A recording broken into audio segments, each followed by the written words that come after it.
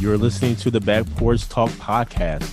Danny and Jason had many discussions and debates on the back porch while making pivotal investment moves with assets. That's right, with trading cards. They welcome you to the back porch and right into those discussions about current sports news with a fresh and unique twist. So come on and join us.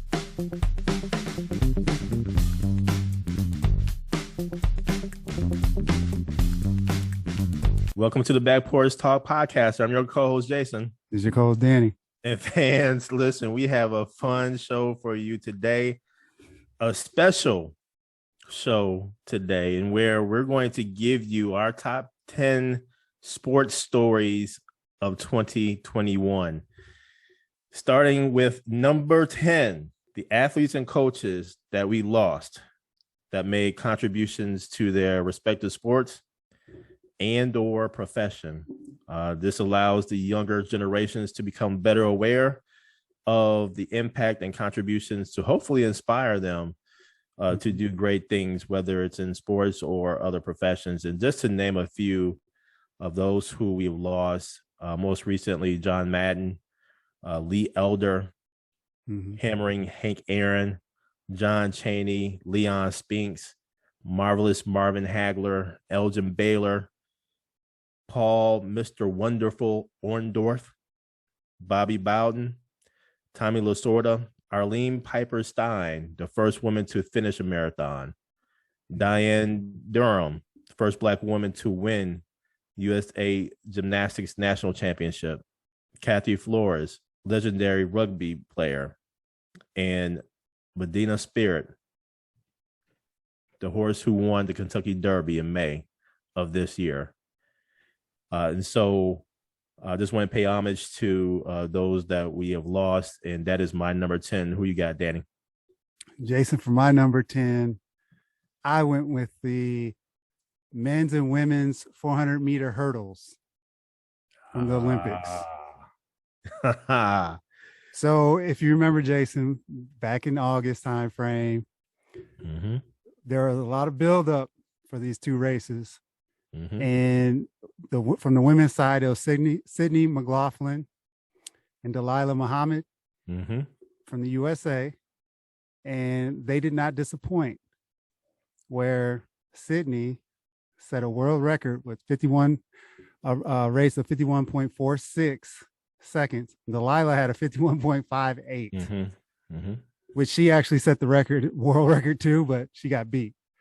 So that was the women's side. And then the men's side, it was Karsten Warholm from Norway and Rai Benjamin from the United States, where Karsten set the world record with a 45.94 in the 400-meter hurdles. And Rai Benjamin had a 46.17. Those races did not disappoint. Those are one of the races I look forward to in the Olympics and wanted to see these stars in the Olympic Games. And it was a great moment. So that was my number 10. Number 9. Danny, I have John Gruden's emails getting leaked. Come on, man. Listen, the former coach of the Las Vegas Raiders, former because his emails got leaked. I think that was a big sports story. One that I think the investigation is still ongoing.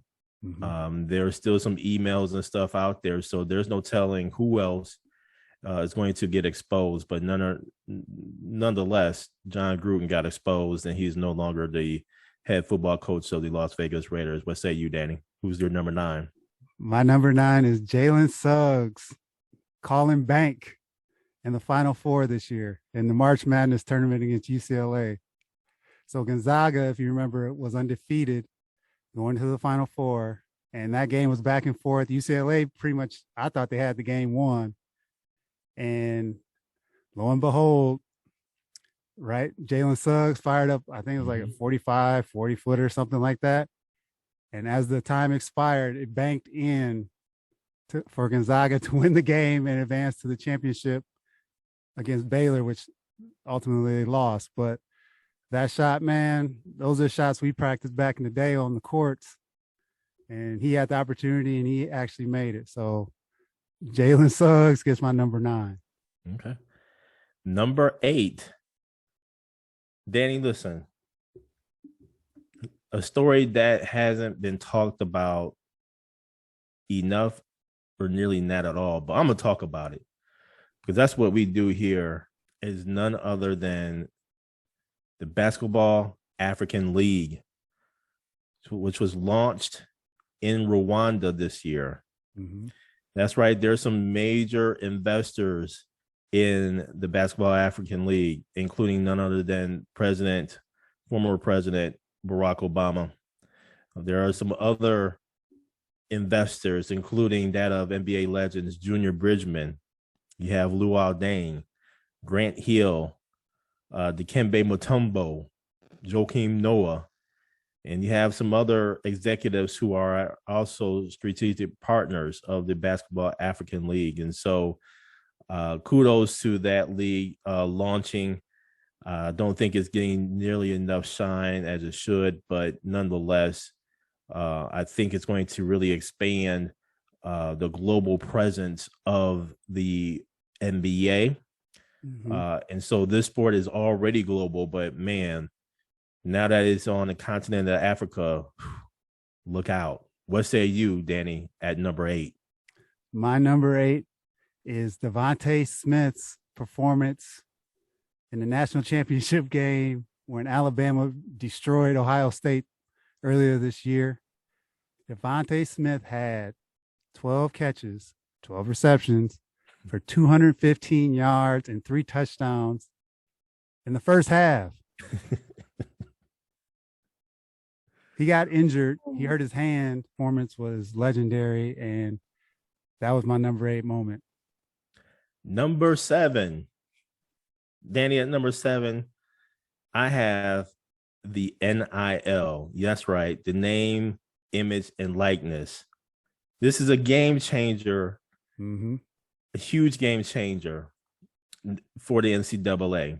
I think the NCAA has been decimated. What we know of as the NCAA back in the day when we were, obviously growing up to this point now is no longer. Mm-hmm. The NIL has really changed the game. States started to actually put in their own rules and regulations regarding NIL, and nonetheless, it's here to stay. So much so that I believe there are a lot of student athletes transferring to the respective schools that they've always wanted to go to, that including HBCUs. Mm-hmm. And the NIL deal is going to help these student athletes. What say you, Danny, at number 7? My number 7, Jason, is the Atlanta Braves pulling off the World Series this year. You'd be lying if you said they were going to win this World Series if you saw them playing in August, man.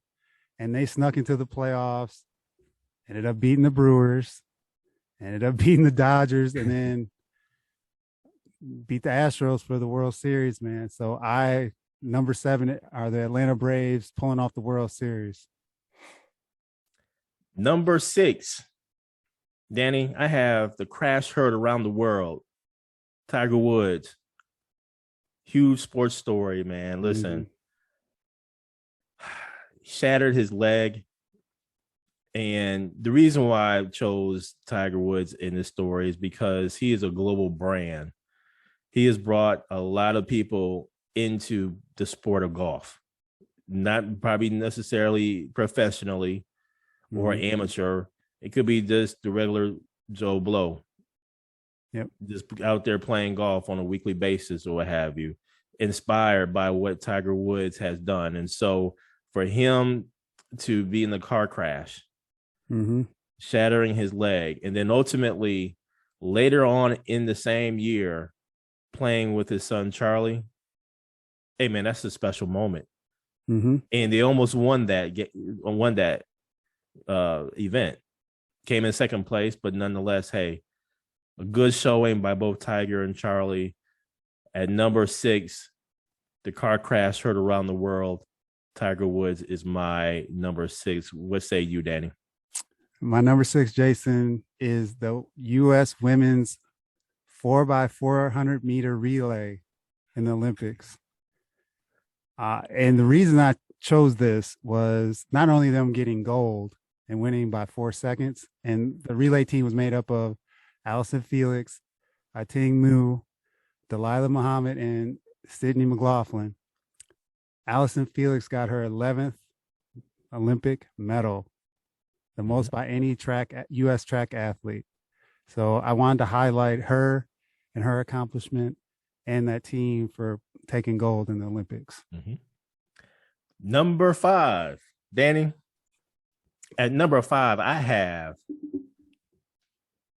Formula One racing. In particular, that last race, Sir Lewis Hamilton should have been deemed the world championship, ultimately breaking the record. And for those of you who don't know who Sir Lewis Hamilton is, check out our previous podcast. He is a major influencer in the world. This is a global sport, and I don't think it's something that is not getting enough attention. Formula One, holla at us. We want to learn more about Formula One. Nonetheless, Sir Lewis Hamilton is a great racer and should have been deemed the world championship, breaking the record. That is my number 5 sports story of the year. What say you, Danny? My number 5 is my last Olympic moment, but it's Simone Biles and her going into the Olympics, all the pressure. She was supposed to win everything, hands down, gold and everything. And she ended up pulling out of the Olympics due to what they call the twisties, where they get lost in midair, and she just wasn't comfortable. And then it came down to some mental health issues as well from her standpoint, where she stepped away from the Olympics, but ultimately came back and got a bronze medal in the balance beam. So kudos to her for fighting through it and getting back and actually medaling to conclude the Olympics and conclude and just shine a light too on mental health. And you can be on top of the world, man, and anyone can fall victim to it. So for her to bounce back and actually medal was an accomplishment. So that was my number 5. Number 4, Danny, I got to pay homage to the fans who came back into the sporting event and got back into the stands.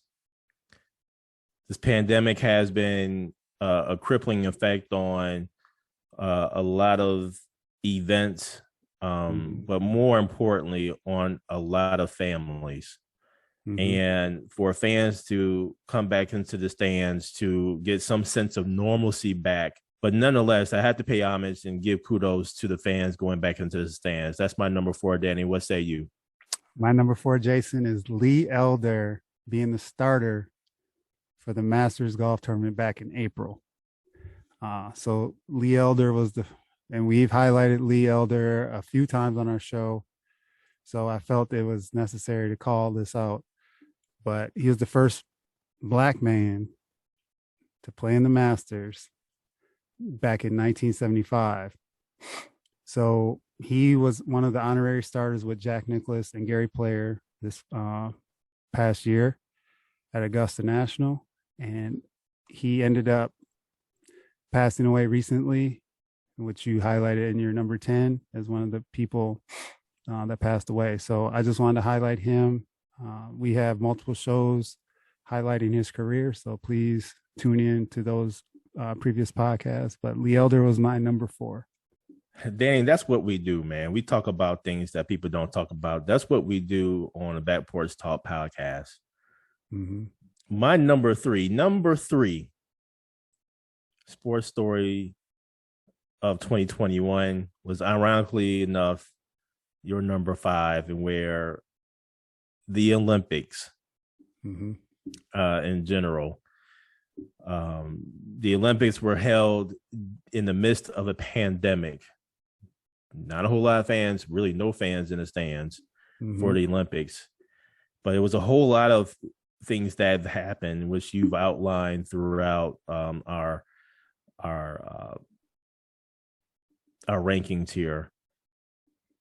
Mental health was put in the forefront for multiple sports, and multiple sports and superstars in those sports supported one another. So my number 3 is the Olympics in general, but really highlighting the mental health aspect. And to further highlight the fact of Simone Biles, had Simone Biles not taken a moment for her mental health, we would not have heard about and known really about some of the other athletes who actually stepped in and won medals. And so kudos to them as well. So my number 3 deals with the Olympics and the mental health. What say you, Danny? Who's your number 3? This one's tough, Jason. But it's Tom Brady Oh, and the Tampa Bay Buccaneers winning the Super Bowl, man, in Tampa Bay. In Tampa. They faced off against the Kansas City Chiefs. They destroyed the Kansas City Chiefs. Tom Brady got that 7th ring. Played last year. They're up and down. They almost lost in the first round against the Washington football team. They went up to your boy's place in Lambeau Field, took care of business there, and then just ran all over the Kansas City Chiefs. So I have to give a shout out to them. And that's a tough feat, man, to run the table and actually play in your own spot and actually get a home game. So they get my number 3 painfully, but they get it. Number 2, Danny. This was a pretty easy one for me. Okay. I have to give kudos to HBCU football getting the recognition. Top recruits are now either visiting, taking a look at HBCU's programs, or ultimately flipping from a power school to an HBCU. And the ultimate stimulator of this is Coach Prime, Deion Sanders of Jackson State University. The sports story, I think that we have talked about throughout this year has been just about Coach Prime, the impact and the effect that he has had on HBCU football and the programs and the schools. And so, man, I was going back and forth between this being number 2 and number 1, but ultimately I wound up with number 2. The thing we also have to consider when it comes to HBCU football getting the recognition, the schools are getting the recognition. And potentially the money and the funds and the revenue are going to start going to these HBCUs to help develop their programs, to help develop their facilities and upgrade their facilities, to help develop and build more schools on college campuses, and then ultimately to get more students to come into those schools and get enrolled into those schools, and then ultimately become some great citizens in Dalton. So I think when you think about the chain reaction that Coach Prime has had here, hey man, that's a huge sports story. What say you at number 2, Danny? So number 2 was I had Coach Prime and his impact on not only Jackson State, but just from the HBCU community perspective.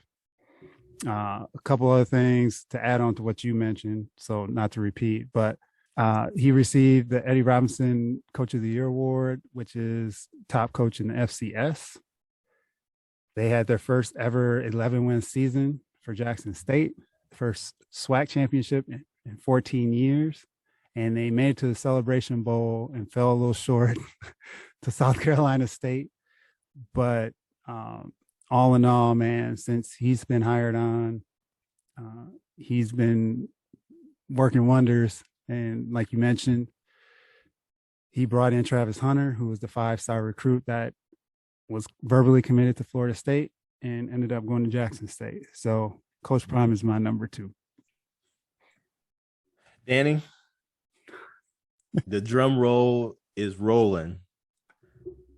And here on the Back Porch Talk podcast, I would have to say that the number one sports story of 2021 is none other than the Milwaukee Bucks getting that chip. Come on, man. Giannis, game 6, dropping 50 on them. Mm-hmm. Not only that,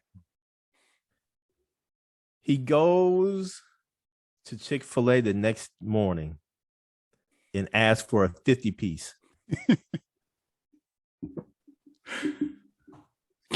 Man, just some great moments in that series. Mm-hmm.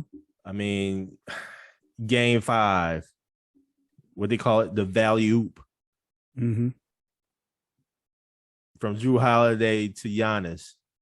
Jrue Holiday could have pulled it back, run some clock, but no, we was going for it. Yep. And that, to me, is an illustration in life.